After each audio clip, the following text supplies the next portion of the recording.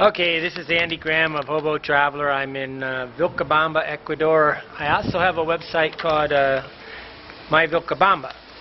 We have 100 websites. I'm having a lot of problems today because it's windy and the sun's shining right in my eyes, but I'll try to do this anyway. Okay, it's the Ask Andy show, and I answer, world travel questions, basically how to roam around the planet. Ben H. asks, "Good morning, Andy. The information you share in the videos are of great value. Thank you for doing so." You're welcome. Here is my question. When traveling to a country, what do you do to convert currencies? Convert prior to arriving? Convert once in a new country? What is best? What services do you use? Banks, currency dealers? When making purchase in a new country, is using your credit card or maybe U.S. debit card at a point of sale when in front of a merchant, usually a competitive rate? Is this recommended, or am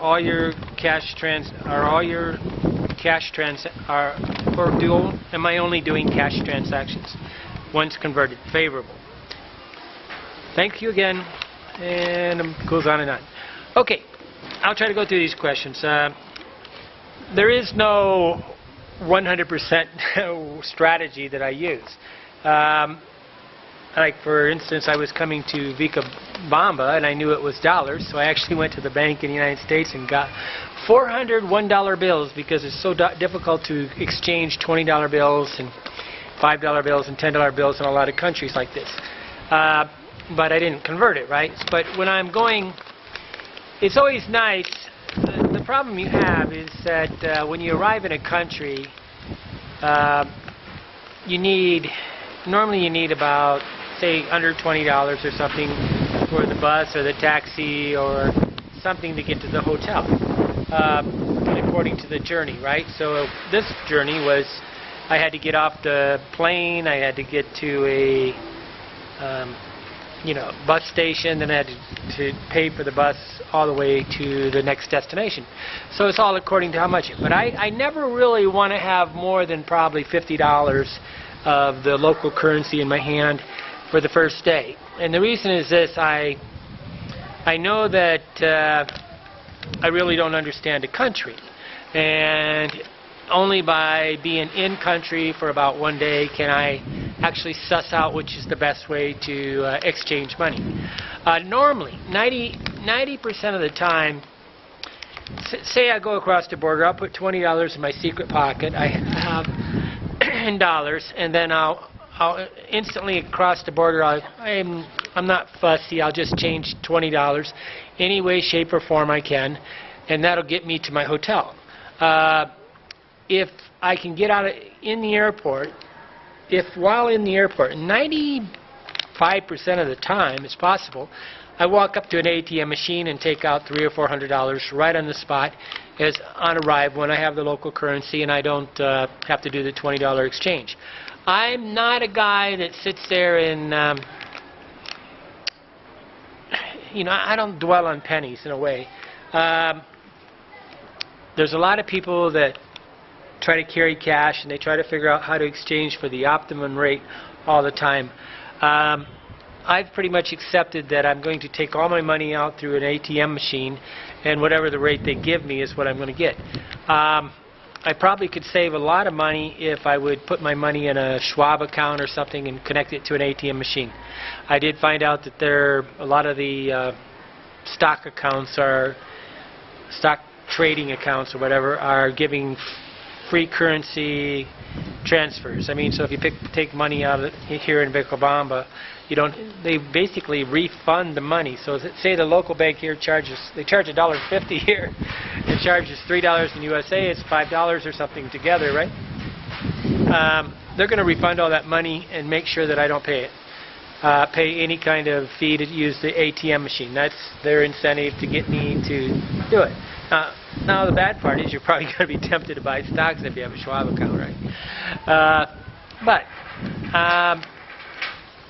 So let's go through these questions. I can't. It's all according to the country, and there's countries, but whether you got black market The question of black market, on the street exchanges at the border, exchanges and things are all risky. Okay, I mean, there's no doubt that exchanging money is always a dangerous thing, especially at borders and especially with black market type situations. Normally, I would go to a hotel and I would inquire at the hotel how to exchange money, and normally they would have somebody that would tell you. Then I would get on, what is it, xe.com or OANDA, O-A-N-D-A or something, one of these exchange rates before I exchanged money, and then I would check the amount of money that I should get it. So say I'm going to do it in lump sums like $300 if I had to do it, and then I'm going to figure it out, and I'm going to carry that number with me on what I'm supposed to get, and hopefully I'm getting more than that number. Now, in places like Khao San Road in Thailand or something, there'll be rates all over the place, and when you're in big tourist areas, whatever. I remember when I was in Sosua, Dominican Republic, and I was exchanging some money. They had a place where the money was exchanged for the vendors of the city, and this was very difficult to find. It was not obvious where it was at, but only by talking to the other expats and talking to the savvy people that are in this city.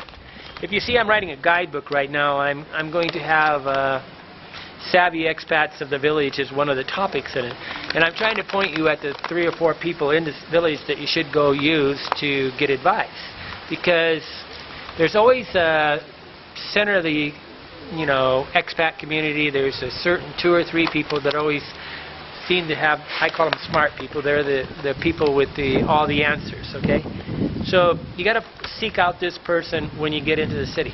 Now, everything gets complicated when you try to use your ATM to live. There's 2 different levels of travelers. There's the travelers like me that go to the ATM machine, take out $400, and I live on it for 3 or 4 weeks, whatever. Now, then you got the guys that have to live in hotels that take credit cards. That just triples your budget, okay? I mean, and I'm not sure it triples the quality of your living. It just triples the amount of money you spend, because if you're trying to use a credit card at a hotel, you really almost have to get into some kind of national chain or something that's TripAdvisor recommended. And those things are basically, they make everything simple, but they quadruple the price, right? So the best way to do it is to probably, if you're spending on a hotel more than $100 or $200 a night, you have no choice almost. You're going to have to, I'm hoping you're on a vacation for 5 days or 10 days, and you're going to have to use a credit card or debit card at the hotel. But I never get reservations. I don't get reservations, only in Europe, and I did it one time in New York City. But I get on kayak.com usually to book my tickets, or Expedia, to book my hotels, because the hotel prices on Kayak are actually cheaper than booking directly with the hotel. But you have to give a credit card to hold it, and I'm looking for kind of established chains if I'm going to use my credit card abroad. The idea of using my credit card in some little podunk place like Vilcabamba just seems insane, okay? I'm not going to do that. It just seems like a volunteer to get robbed or have somebody steal my identity or something like that. Okay, I don't convert currencies, and I highly recommend you don't use traveler's checks, because they just don't take them. I recommend you have 2 ATM cards. If I can, sometimes I do convert money inside the airport if I'm going to a big enough country to do that. Unfortunately, I don't go to many countries that I do it. But like right now, I'm carrying $100 in euros, and I'll just carry it until I go to Europe, right? But I often get, it's nice to have, you can go to an airport, kiosk or whatever, and get maybe $50 in euros, and then do it. But a lot of times on the way in, there's an airport.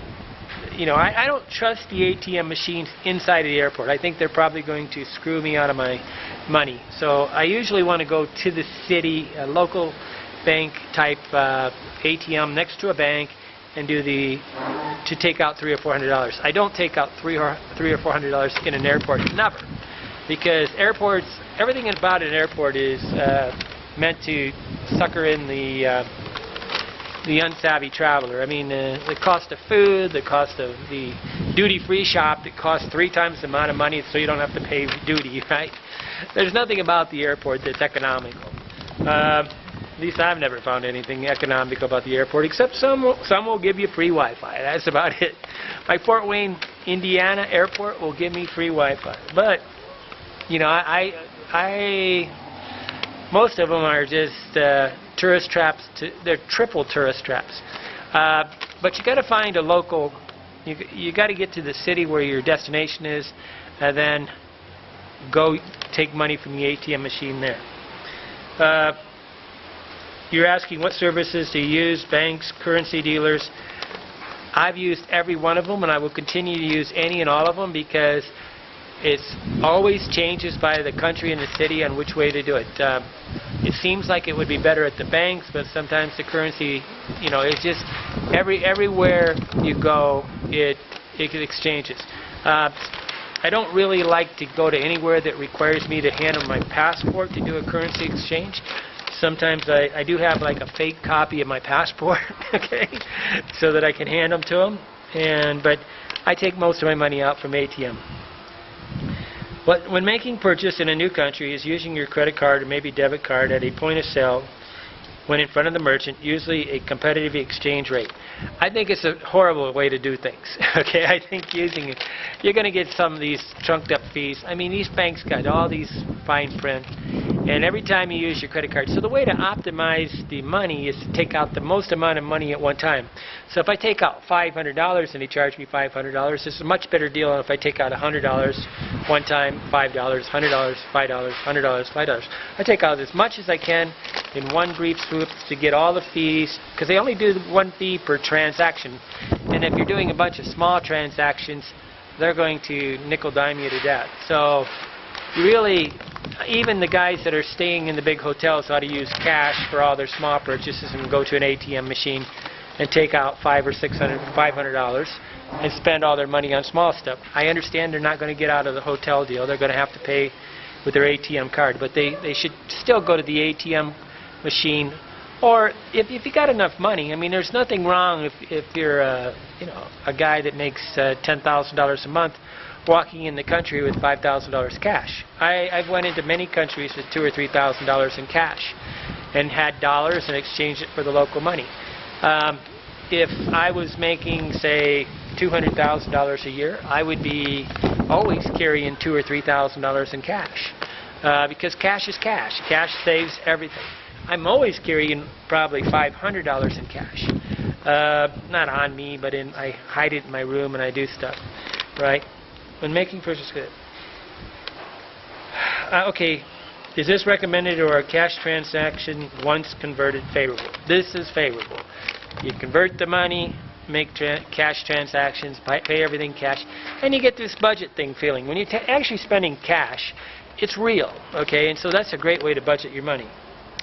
Ben from Montreal, Canada, thank you for the question. And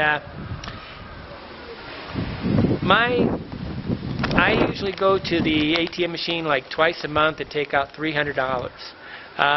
And I don't carry all this with me all the time. I pretty much hide it somewhere in my room, or I lock it in my bag and I chain that bag to the desk or something inside the room, and make it so that if a person wanted to rob me, they would have to slash my bag and get in there. But often I even set that all up and put my money somewhere else. I love bank safes and rooms. I love these things because I know that the criminal is going to go right for that safe, so I never put my money there. Okay, and most of the time this is going to be an inside deal where the hotel works with the criminal and they make sure that everything opens up for them. So I don't trust the hotel ever. I don't put my money with the hotel. I never do this.